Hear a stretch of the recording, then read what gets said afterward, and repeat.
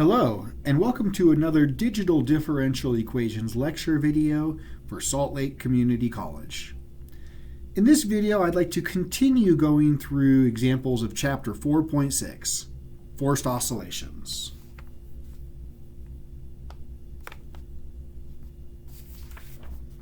So in our guided lecture notes, there were a couple more examples I had not gotten to in our last video, and I'd like to consider those now. So let's look at finding the solution to this initial value problem. And as before, I'd like to start with first looking for our homogeneous solution.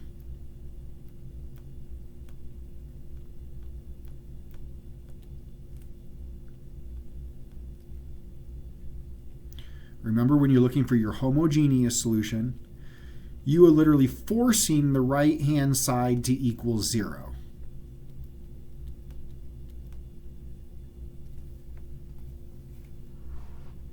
And then we look at writing our characteristic equation.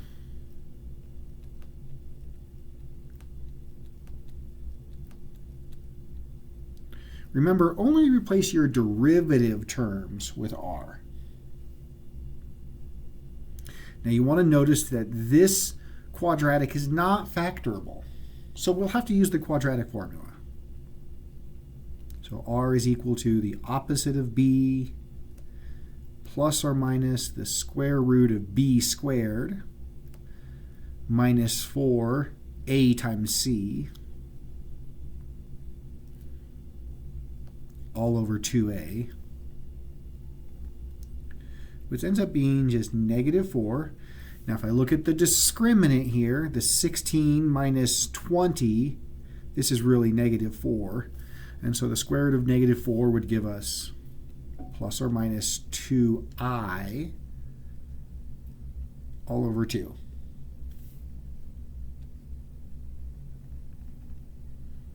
So if we simplify this, I think we'll get r is equal to negative 2 plus or minus 2i.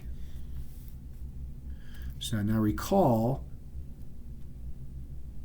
this tells us alpha, the real portion of our solution, is negative 2, and beta, the imaginary portion of our solution, is 2. Ooh, I think I made an error there. I don't think that was 2. I think when I simplified this, I just caught this. When you divide all these by 2, I think that your imaginary portion should really be 1. So this is just plus or minus I. Be careful with these algebra mistakes.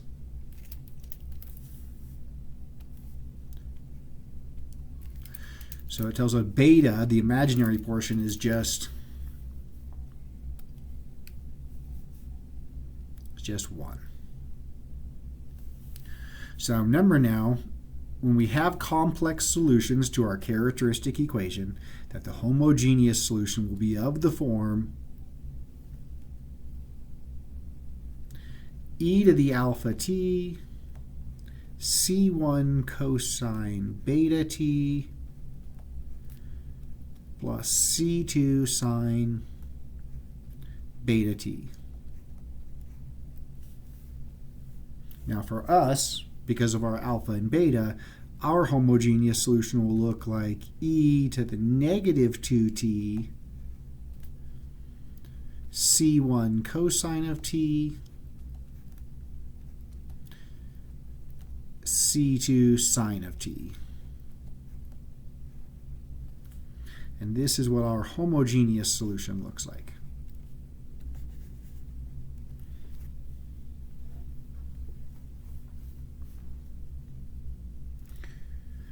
Now let's look for our non-homogeneous solution.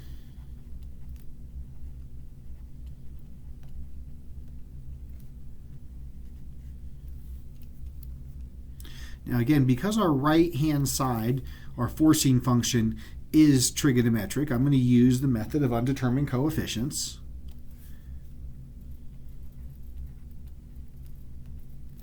And we're going to guess xp has to be of the form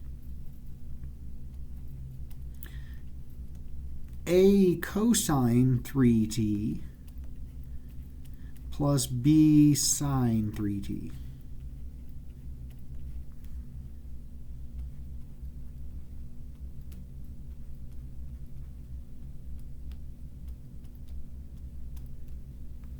Remember, our guess has to contain both the cosine and the sine terms. And now let's find our derivatives. So the derivative of a cosine 3t is going to be negative 3a sine 3t plus 3b cosine 3t. Make sure I don't make an error on my derivatives there. And the second derivative is going to be negative 9a cosine 3t minus 9b sine 3t.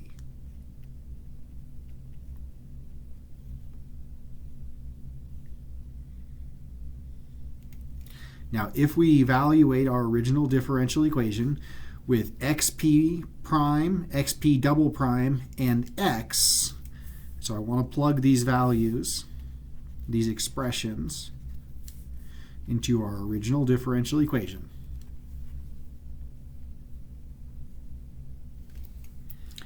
And be conscientious of sign errors here. There's a lot of terms, and I don't want to make a sign error. So I think it's going to be negative 9a cosine 3t minus 9b sine 3t. That's the xp double prime. And then there's 4 plus 4x prime, which is going to be negative 3a sine 3t plus 3b cosine 3t. That's a little bit squished. Let me see if I can space that out a little bit. 3b cosine 3t. And then it was plus 5 times our original xp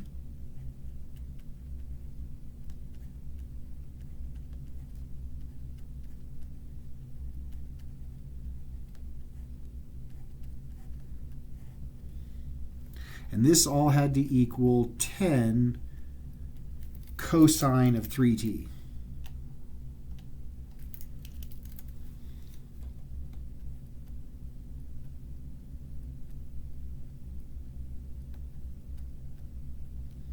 Cosine of 3t.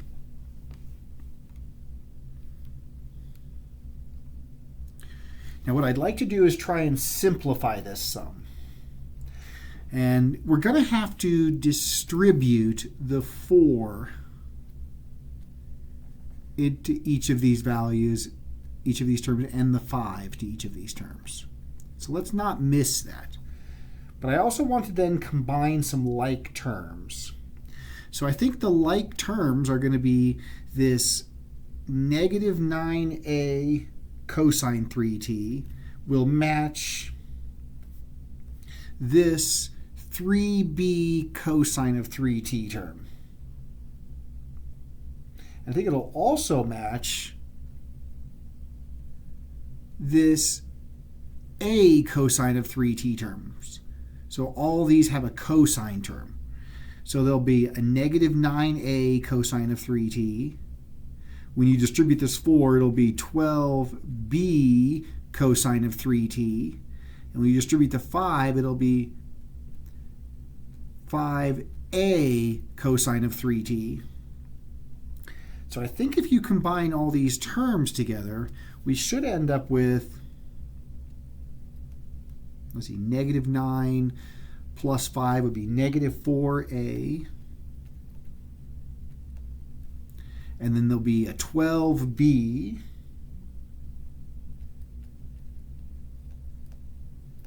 And these are all going to have a cosine of 3t with them.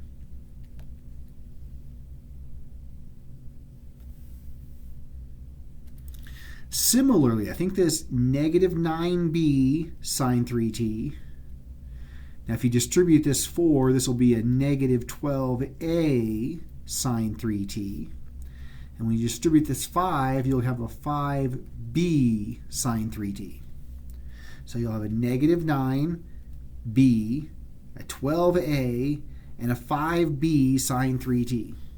So I think if you combine these terms together,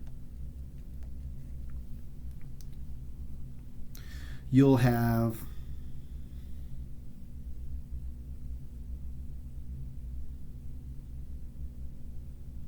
negative 4b minus 12a sine 3t. And somehow this all has to equal the 10 cosine of 3t. And I'd like to again compare coefficients. So what we want to remember is the coefficient of the cosine term has to match the coefficient of the cosine term on the right-hand side. This tells us that negative 4a plus 12b somehow has to equal 10. And the coefficient of the sine term has to match the coefficient of the sine term on the right-hand side. And since there isn't one, it has to equal 0.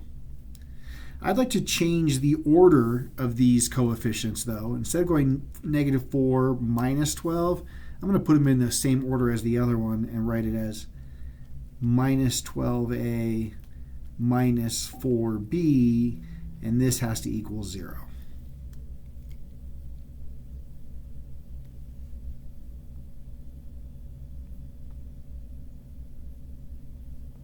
Now you might remember there's lots of ways for solving systems of equations. There's lots of ways for doing this. My preferred method, when possible, is to use the elimination method. And so maybe I'm going to choose to make these b terms cancel, in which case you need these coefficients to be equal but opposite in sign. So I'm going to multiply this entire second equation by 3. And this is going to give us an equivalent system.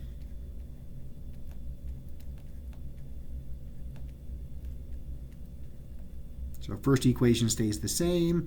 The second equation gives us negative 36a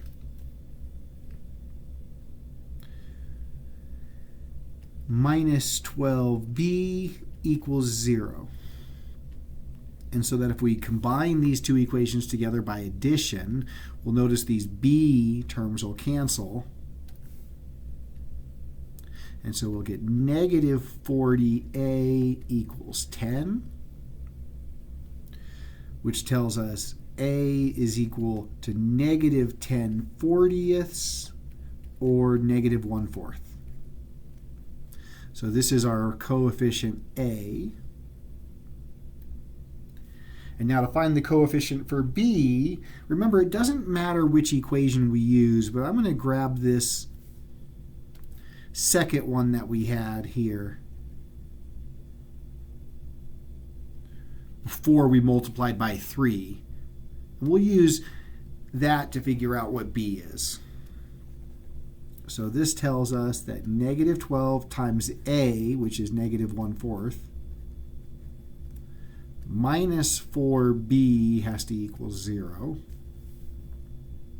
So I think if we simplify this here, negative 12 times negative 1/4 is going to be positive 3 minus 4b is 0, or negative 4b is negative 3, or b is equal to 3/4.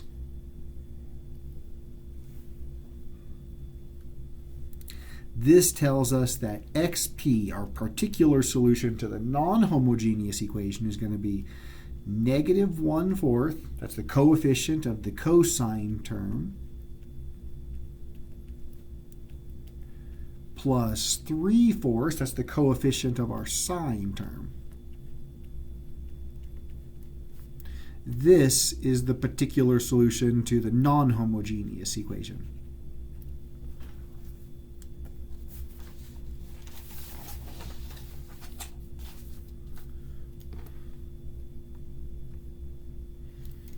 This allows us to now write our general solution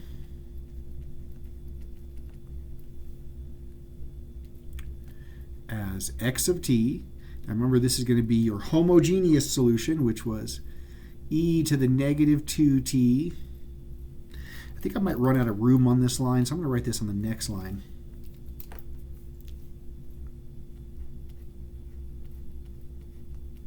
So it was our homogeneous solution, which was e to the negative 2t c1 cosine of t plus c2 sine of t.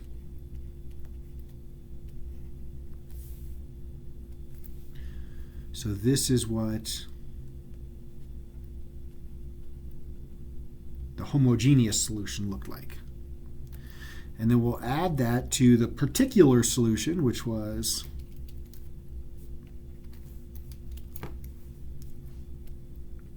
negative 1/4 cosine of 3t plus 3/4 sine of 3t, where this is all the particular solution.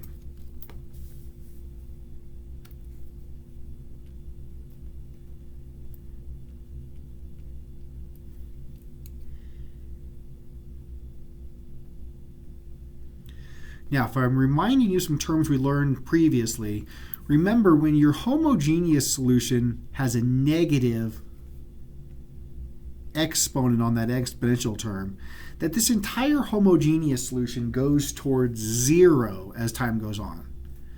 This tells us that our homogeneous solution, this is the transient solution. We call it that when this term goes to 0. And because e to the negative 2t goes to 0, this whole homogeneous solution goes to 0.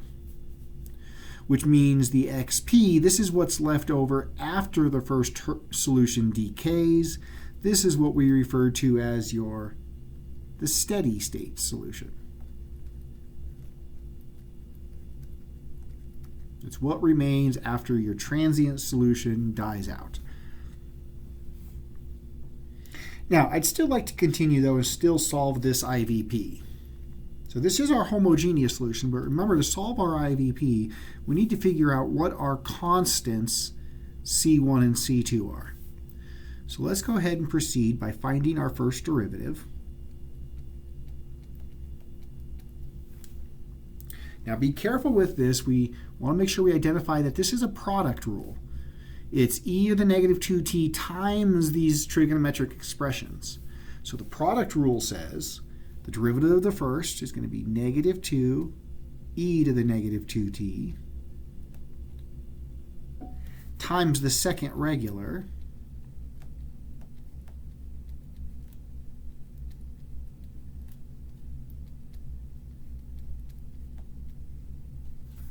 plus, by the product rule, the derivative of the second times the first regular.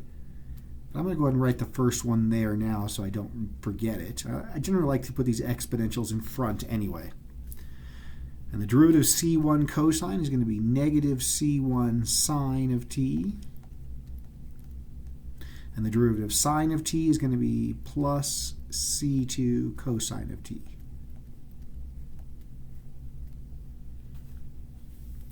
And now we still have to take the derivative of this particular solution. So the derivative of negative 1/4 cosine of 3t is going to be plus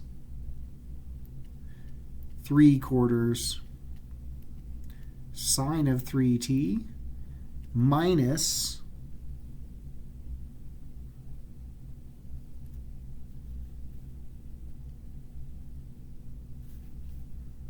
I think I got that right. It's minus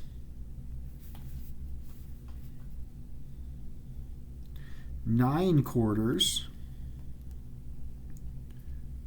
cosine of 3t.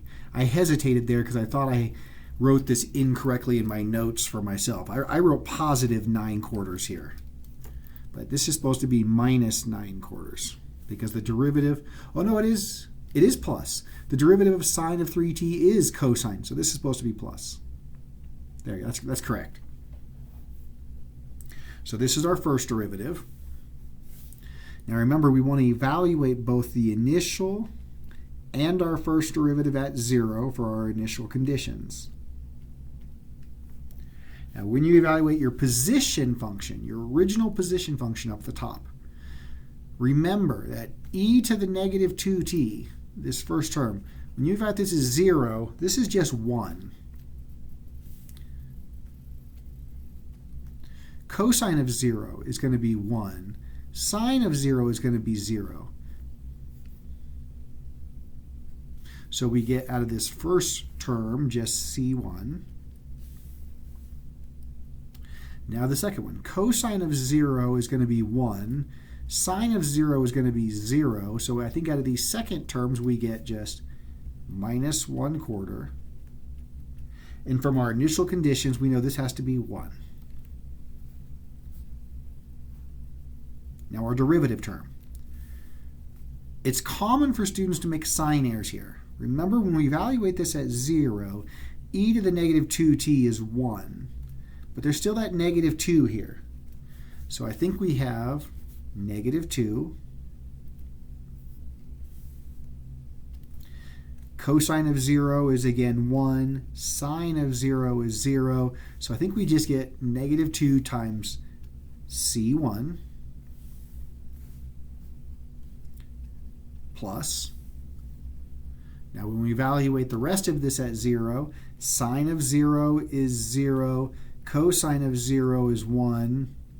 E to the negative 2t is 1. So I think this all ends up being just c2. And then we have this bottom portion. When you evaluate this at 0, sine of 0 is 0. Cosine of 0 is 1. So we get plus 9/4. And from our initial conditions, this has to be 0.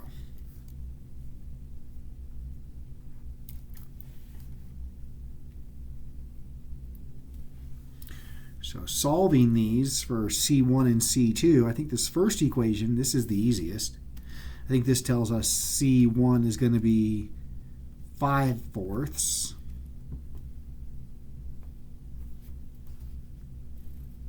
And our second equation, if C1 is 5/4, then I think we're going to have negative 2 times 5/4 plus C2 plus 9/4 equals 0. And I think if you solve this correctly, I'm going to skip a couple of steps here. I think C2 ends up coming out to be 1/4. So now that we have our constants C1 and C2, we can write the solution to the IVP as x of t is e to the negative 2t 5/4 cosine of t plus 1/4 sine of t minus 1/4 cosine 3t plus 3/4 sine of 3t. This is the solution to our IVP.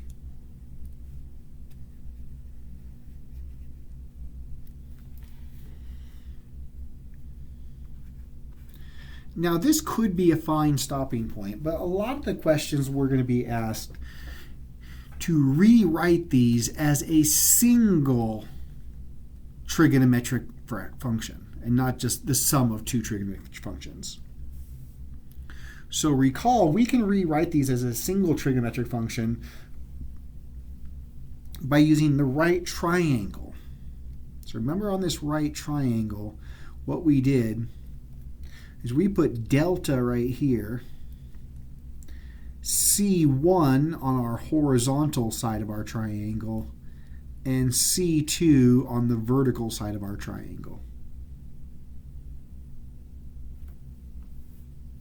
And then using the Pythagorean theorem, we can find A, the hypotenuse, as the square root of C1 squared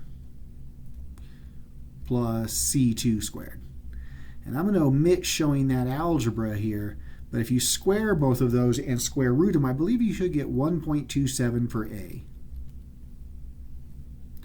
And then delta, the phase angle,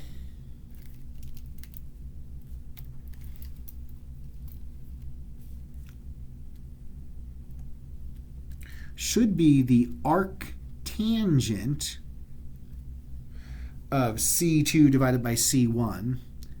And I think when you do C2 divided by C1, we end up finding just the arctangent of 1/5. And if you grab your calculator, and our book does this in radians, you should get 0.197.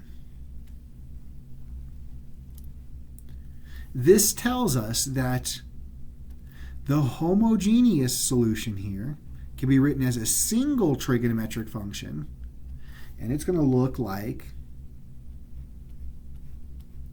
x of t is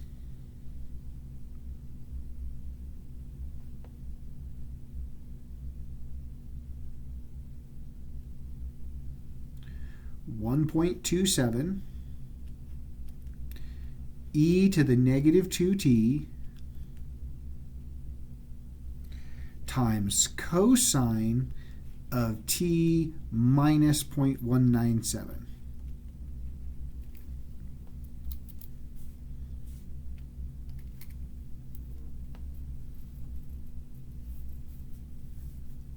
Now we should probably do the same thing for the particular solution. Maybe you might want to pause the video here for a second and find the A and the delta for the particular solution on your own, and then come back and see if we get the same answer. So I'm going to pause the video here for a second and let you work on that. Okay, I hope you paused your video and worked on this. I'm going to confirm it with you. So remember, we put delta in this lower side of our triangle. The C1 is the negative 1/4. The C2 is the positive 3/4. And A, our hypotenuse. Now, I calculated this. It comes out to be 0.79. And then our phase angle delta should be the arctangent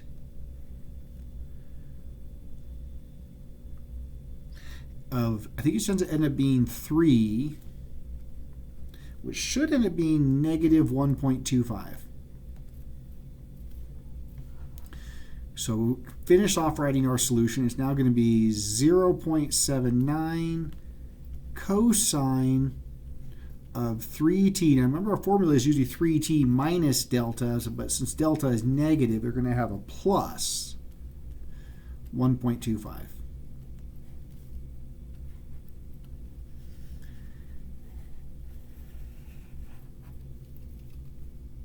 So this is us writing our solution as single trigonometric functions. And again, recall that this entire homogeneous solution is your transient solution because it decays to 0. What's remaining after the transient solution decays, this is what we again refer to as our steady state.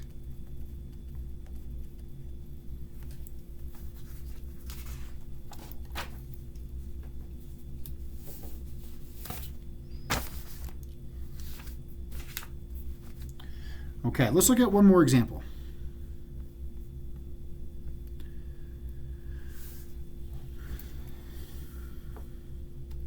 Suppose that the motion of a spring mass system of the form mx double dot bx dot kx equals f naught cosine omega ft. So supposing that the motion is given by this solution. So we don't have to solve it. The problem is solved for us already. And we're asked to imagine which part, determine the part of the solution that's associated with the homogeneous DE. So this is more of a form recognition question. From our experience, we'd like to be able to identify the homogeneous part of this solution.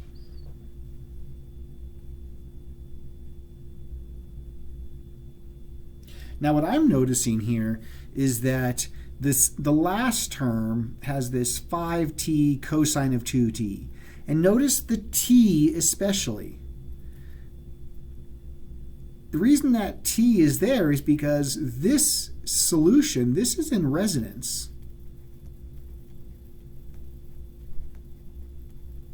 That's why we have that 5t, the t inside of in front of the cosine of t, 2t there. It's because we were in resonance. And that tells me this is your your particular solution, which tells me the other parts are all our homogeneous solution.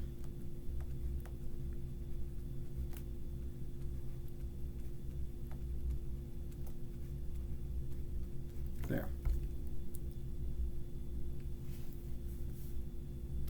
Then we're asked to calculate the amplitude of oscillation of the homogeneous equation.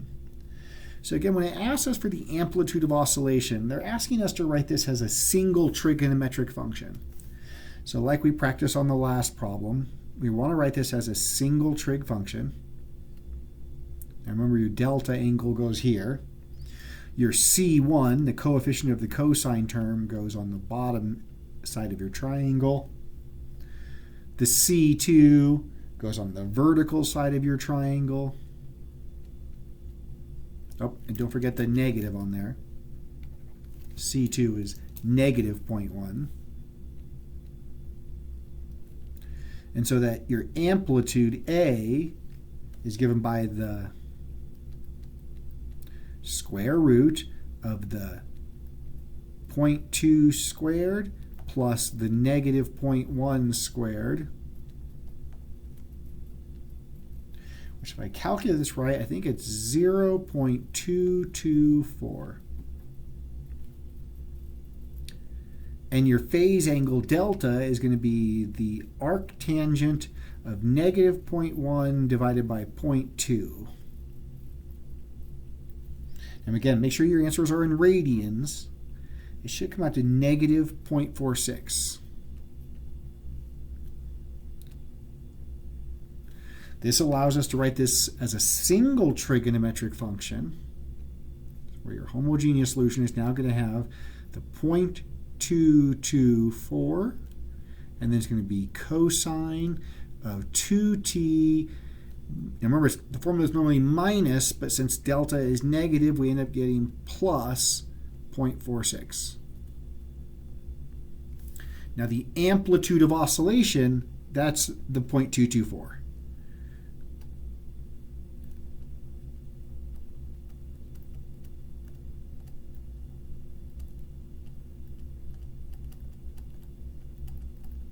That's the amplitude of oscillation of your homogeneous solution.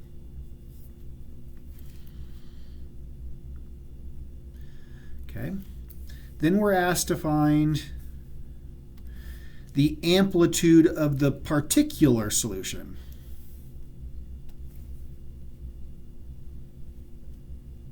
So here, the amplitude is going to be your coefficient of your particular solution, which is the 5t. So notice that your amplitude is increasing as time goes on. Again, this is a property of resonance.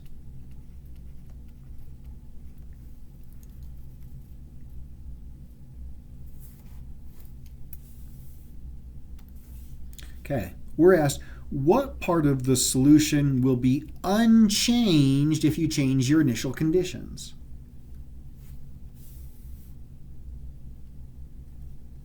What's going to be unchanged if you change your initial conditions? So you want to remember the initial conditions are what we use to find our constants of our homogeneous solution. Those are what changes for different initial conditions. So they want to know what part is unchanged. And so the part that's unchanged, that is your particular solution. Your particular solution is not affected by your initial conditions.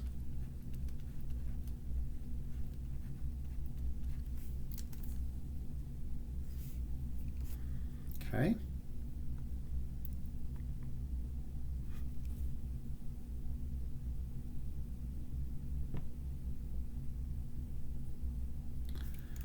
Okay, now we're asked to find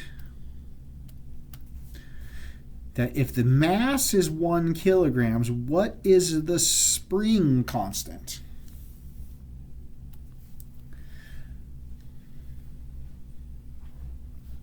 So you want to recall from back from chapter 4.1 that we derived a formula for omega naught. That was the square root of k over m. And they're asking us to figure out what is the spring constant. Remember, the spring constant is k. So I could plug all the values in for m and omega naught now, but I prefer just solving this for k first. So if I'm doing this algebraically, remember, first you can square both sides of your equation. That'll give us omega naught squared equals k divided by m. So that k has to be m times omega naught squared. Now we knew our mass was 1 kilogram, and from our solution, omega naught, remember omega naught, that's here. Your omega naught is 2. So 2 squared, which tells us our spring constant K would have been measured as 4 newtons per meter.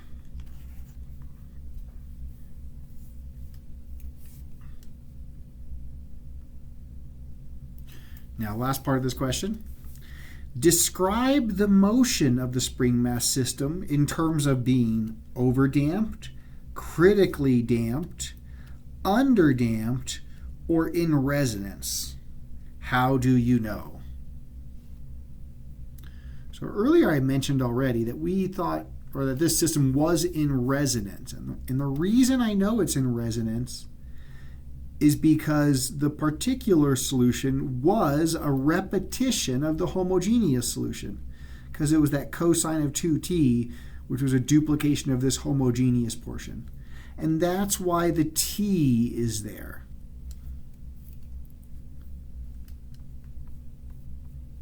So maybe we can say this system is in resonance because the forcing frequency is the same as the natural frequency.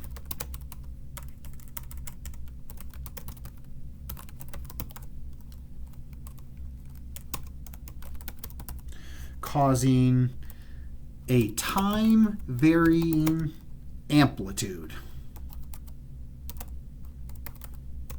of 5t in the particular solution.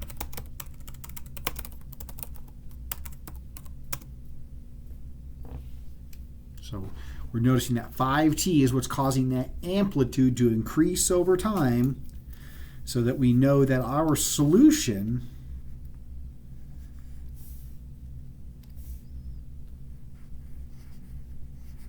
will increase over time.